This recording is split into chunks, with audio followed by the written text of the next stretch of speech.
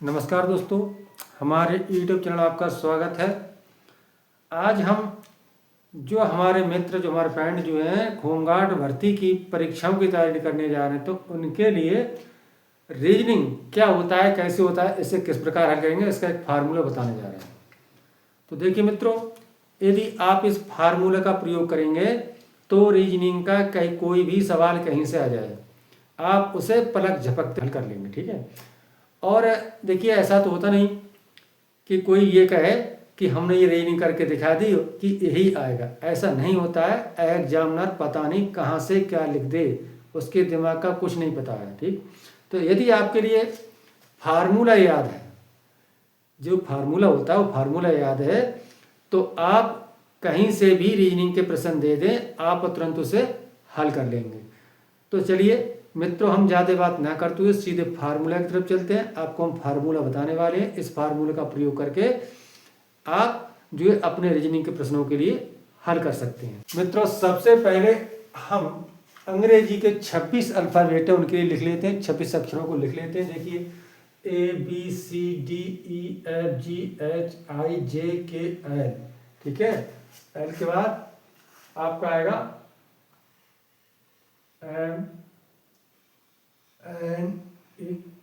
NOPQRSTUVWXY और Z. ठीक। ये आपके 26 अक्षर हो गए, 26 अल्फ़ाबेट हो गए। तो इनके लिए इनका क्या क्रम होता है, सीधा उल्टा दोनों लिख लेते हैं। तो यहां पर देखिए, सीधा क्रम और उल्टा क्रम। ठीक है। यहां लिख लेंगे हम सीधा क्रम और उल्टा क्रम। तो देखिए, सीधे क्रम में ये बराबर 1 2 3 4 5 6 7 8 9 10 11 और ये 12। ठीक है। अब देखिए, 13 14 15 16 25 और ये 26। ठीक। ये आपका उल्टा क्रम हो गया, सीधा क्रम हो गया। अब उल्टे क्रम में लिख लेते हैं। देखिए, 1 2 3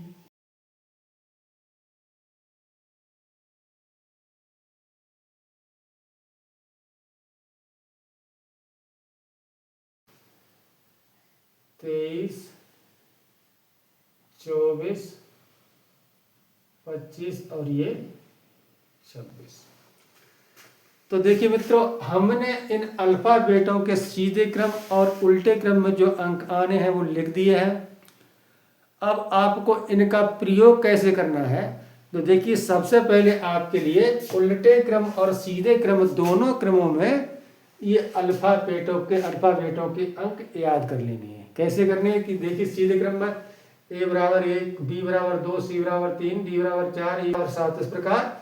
और जो भी आपका Z बराबर 26। यहाँ तक सीधे क्रम में आपको ये मौखिक रट लेने हैं। यदि आपने मौखिक रट लेते हैं, फिर उसके बाद आपको इन्हें उल्टे क्रम में भी मौखिक रटना है। यदि आपने ये मौखिक रट लिए, तो आपके जो भी रीजनिंग के प्रश्न हैं, जो भी रीजनिंग के सवाल हैं, तो मैं आपको विश्वास दिलाता हूं कि आप पलक झपकते ही अपने रीजनिंग के प्रश्नों को हल कर देंगे। ठीक है। अब इनका प्रयोग कैसे किया जाएगा, जैसे हम जानते हैं, जहाँ तक कि हमारे होमगार्ड भर्ती में अधिकतर हमारे देहाती भाई होंगे, आप सब जानते हैं कि दरांती का काम क्या होता है। ये दरांत होती है, तो उसका काम क्या होता है, गेहूं काटना और धान काटना। यदि आपको दरांत दे दिया जाए और कहा भैया जाओ खेत में गेहूँ काट ली और आपको चलाना नहीं आती है, तो ऐसा तो है नहीं कि आपको दांत दे दिया और खेत की मेड़ पर रख दी और आपके धान काट लिए गेहूँ कट गया, ऐसा नहीं होगा। लेकिन उसे आपको चलाना भी आना चाहिए कि अब हमने आपको फार्मूला दे दिया है, लिख दिया है, अब इसके लिए आप पहले रटिए। अब इसे कैसे प्रयोग किया जाएगा कि हमारे कहाँ के सवाल कैसे आ जाए रीजनिंग में, तो उन्हें कैसे प्रयोग करेंगे, इसके लिए हम आपको एक नए वीडियो बनाएंगे, उसमें आपको हम बताने वाले हैं कि इसका प्रयोग कैसे करेंगे। आपको 4-6 सवाल हम बता देंगे, इससे आपके इसका प्रयोग करना भी सीख जाएंगे, जिससे आपके रीजनिंग के सवाल जो भी हैं एकदम आप हल कर सकते हैं। तो चलिए दोस्तों, आज के लिए इतना ही। अब हम मिलते हैं एक नए वीडियो के साथ। तब तक आप सभी यार दोस्तों के लिए जय हिंद, जय भारत।